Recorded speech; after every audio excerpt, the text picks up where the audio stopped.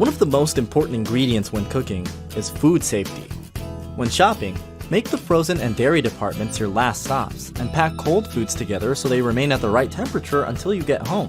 Then put them in the back of the fridge or freezer so you use older items first.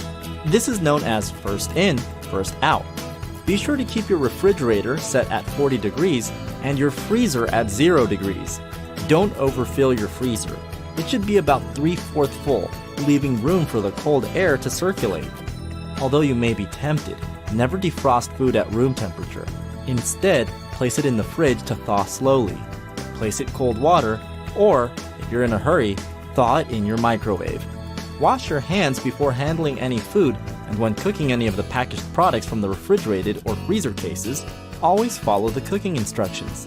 For more easy tips, and let's not forget tasty recipes, visit easyhomemeals.com.